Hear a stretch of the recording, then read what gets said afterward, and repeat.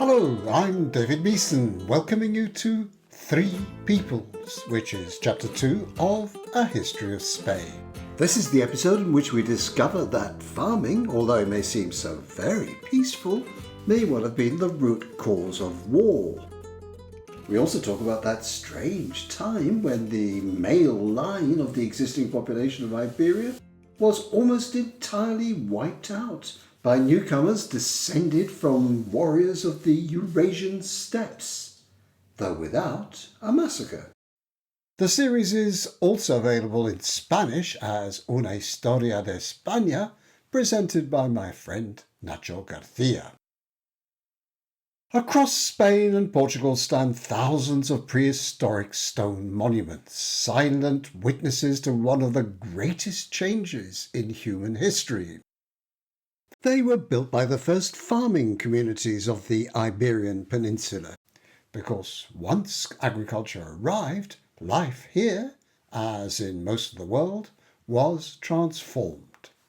It created a pattern of life that would last nearly 2,000 years.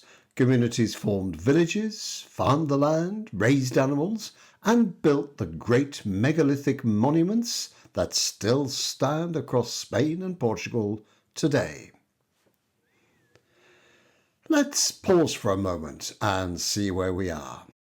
Genetic studies of human remains show that at this stage most of the DNA of Iberia's population came from the farming peoples who arrived in the 6th millennium before the Common Era, BCE. Alongside it were smaller traces from the Neolithic hunter-gatherers who had lived there before and with whom the farmers had interbred. For thousands of years, Iberia had been settled by farming communities descended from those early Neolithic migrants.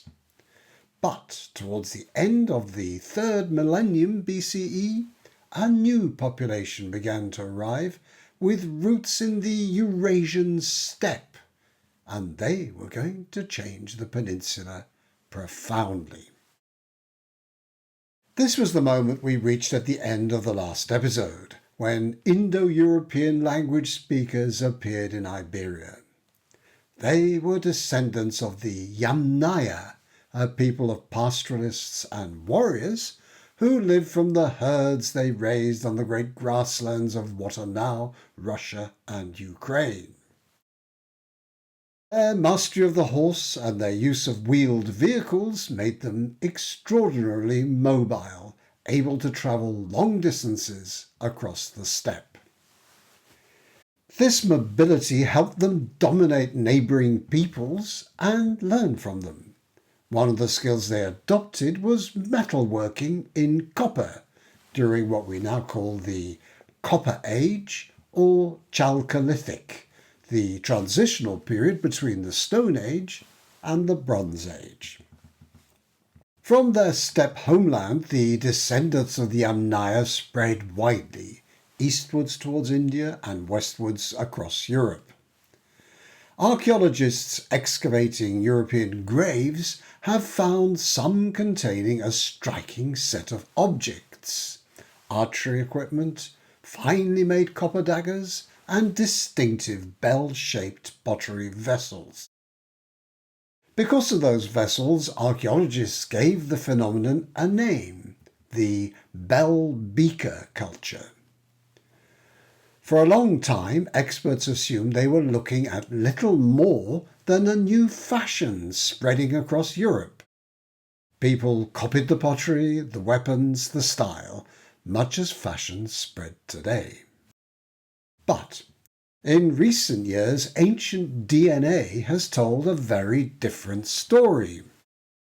The people buried with those objects carried DNA strongly associated with the Yamnaya of the Eurasian steppe. In Iberia, something slightly unusual happened. Bell beaker pottery and other objects appeared before the bell beaker people themselves. That suggests that the Neolithic farmers of the peninsula had adopted some of these techniques before the people who had first developed them arrived.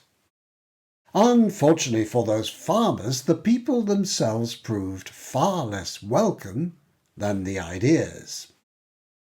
In the Aeneid, the Roman poet Virgil's epic poem about the end of the Trojan War, a Trojan priest says, "I fear the Greeks even when they bring gifts."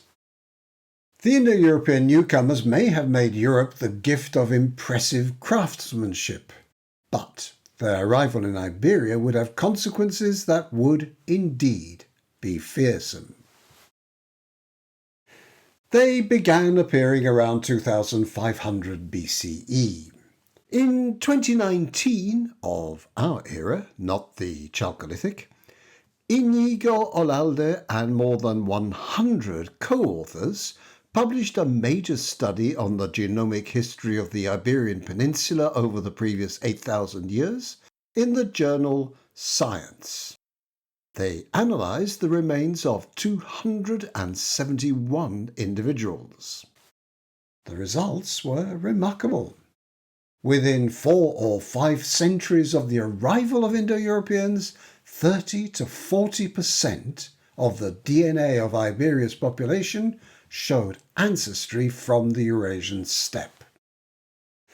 But the most dramatic change occurred in the male lineages. Within human DNA, there is a small segment known as the Y chromosome, which determines male sex.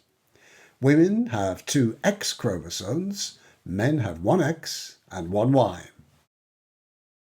Before the arrival of the steppe peoples, the most common Y chromosome lineages in Iberia belonged to groups associated with early farmers in much of Europe. Within a few centuries after the arrival of these Indo-Europeans, those male lineages almost completely disappeared. They were replaced by a lineage that today remains the most common in men across much of Western Europe, including Spain. In other words, while around 30 to 40% of the overall DNA of Iberia was replaced by steppe ancestry, the replacement of the male line was almost total. How could that happen? Imagine these newcomers taking local women as partners. A Y chromosome can only be inherited from the father, so any son of such a union would carry an Indo-European Y chromosome, even though half the rest of his DNA came from his pre-Indo-European mother. Over generations, the population became increasingly mixed, but the male lineages remained overwhelmingly those of the newcomers. Although by around 2000 BCE, between 30 and 40% of the population's total DNA was steppe-derived, almost every male carried a steppe Y chromosome. The men of the earlier population seem simply to have stopped fathering children. So, to summarize, within a few centuries, a large proportion of Iberian ancestry came from the steppe, and the old male lineages had almost completely vanished. The obvious question is, why? After briefly straying into genetics, let's take another digression into a subject you might not expect in a history of Spain, the origins of war. When I think of farming, I picture a life of hard work, but one that is essentially peaceful. Wheat fields, cattle grazing, perhaps a farmer taking a break from labour in an idyllic landscape. If that's the image in your mind, what comes next may surprise you as much as it surprised me when I first learned about it. In the last episode, we talked about the agricultural revolution, the shift from a hunter-gatherer lifestyle to farming. Hunter-gatherer life is precarious. Food supplies can fail, but it demands relatively little labour. Agriculture is the opposite. It requires far more work, but it can produce much more food. And sometimes it produces something that represented a major development for the Neolithic: surplus. Surplus food can be stored for bad years. It can also support people who don't have to contribute to the growing of food themselves. Those people included rulers, warriors, and priests, but also craftsmen and traders. And once societies had surplus wealth, they could trade for goods they did not produce themselves, objects like those we find in bell beaker graves. These items were not food, but they were valuable all the same: pottery, jewellery, tools, and, increasingly, weapons. Along with stored food, they became assets. Agriculture also transformed land itself into an asset. Fields cleared and cultivated through hard work could attract the attention of people who had none, or not as much as they felt entitled to. And here we reach the greatest downside of the agricultural revolution. It created both wealth worth stealing and a class of people, warriors, ready to take action to steal it, or to guard it. In blunt terms, as many archaeologists now believe, agriculture led to war. Now, as a study from the University of Cambridge shows, archaeologists have found evidence of violence even among hunter-gatherers. However, many now believe that organised warfare became far more common after the move to agriculture. That view has been gathering force for some time. As early as 2006, The Ecologist was declaring humanity's worst invention, agriculture. More recently, in January 2023, the National Academy of Sciences in the US published a study in PNAS on conflict, violence and warfare among early farmers in northwestern Europe, using skeletal injuries to argue that warfare was already common in Neolithic farming societies.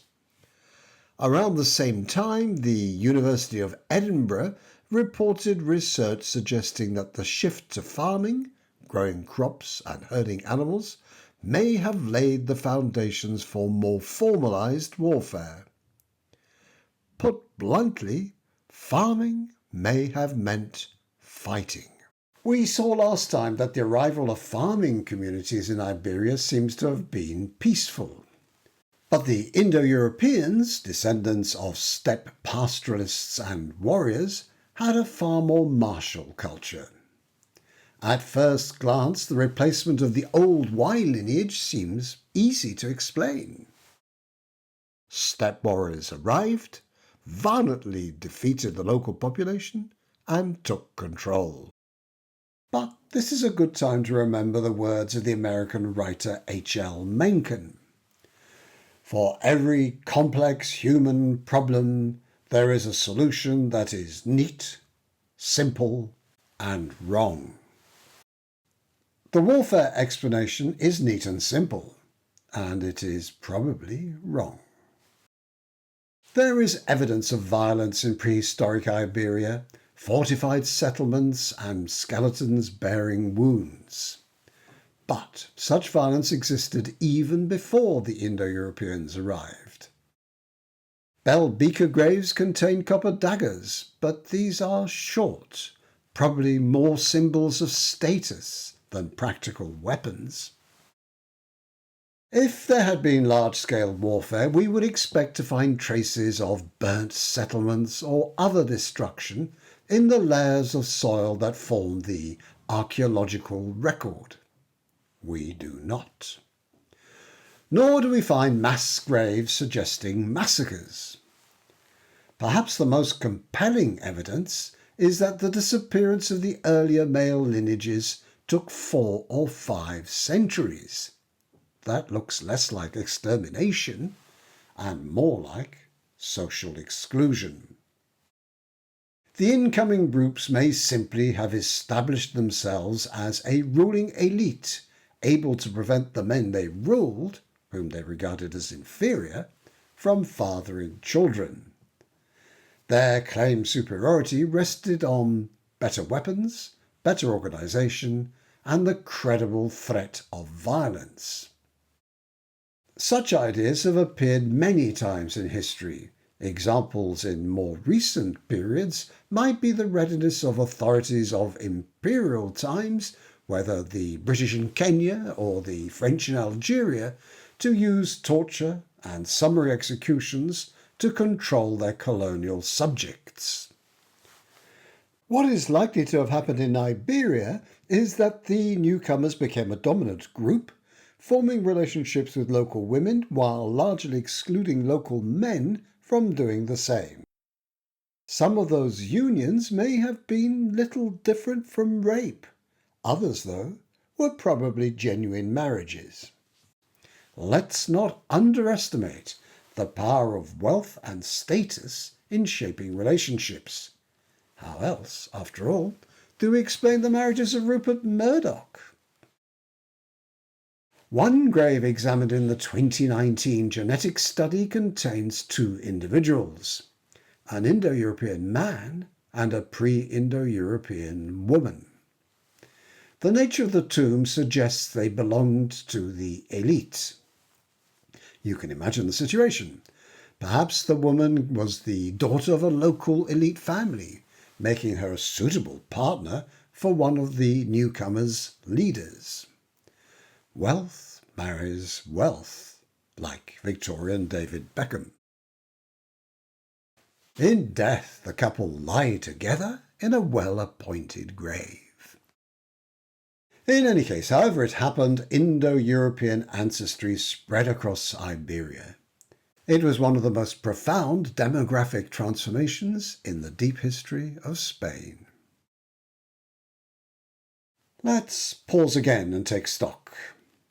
We've reached around 2000 BCE. This brings us to the threshold of the Bronze Age. Bronze, an alloy of copper and tin, is far harder than copper alone, making it much better for tools and weapons. As Iberia entered this new age, its population was genetically mixed. Roughly 50 to 60% descended from Neolithic farmers, 10 to 15% from earlier hunter-gatherers, and 30 to 40% from Indo-European steppe peoples. Those proportions, of course, varied widely across regions.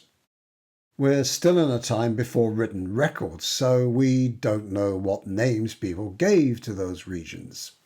Archaeologists, instead, use the names of excavation sites to describe broader cultural areas in which they find the same kinds of artifacts as in the original site.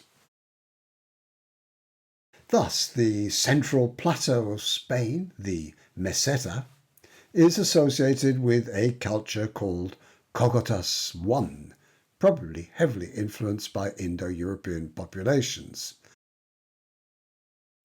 Further west lie the regions archaeologists call Villanova de São Pedro, now in Portugal, and the Montelabar group, societies originally pre-Indo-European but increasingly influenced by Indo-European people. In the north, stretching towards the Pyrenees, populations remained largely pre-Indo-European. A minority of people there still speak a descendant of their ancient languages today. Basque, or Euskara, as it's known in the language itself. Meanwhile, in the south-central region, known for its fortified settlements, the Motillas, populations remained predominantly pre-Indo-European, and the same was true along the Mediterranean coast in areas such as El Argar and further west on the southern Atlantic coast in the Atalaya group. So we have Indo-European newcomers, Neolithic farmers, newcomers and the ancient hunter-gatherer ancestry with which this story began. Three peoples had flowed together to form Bronze Age Iberia. Three strands of ancestry shaping one peninsula. Diversity, you see, isn't an invention of woke Americans. It has been part of Iberia's story from the very beginning. And from that rich mixture, two remarkable societies, both pre-Indo-European, were about to emerge. That's where our story turns next. In the meantime, thanks for listening.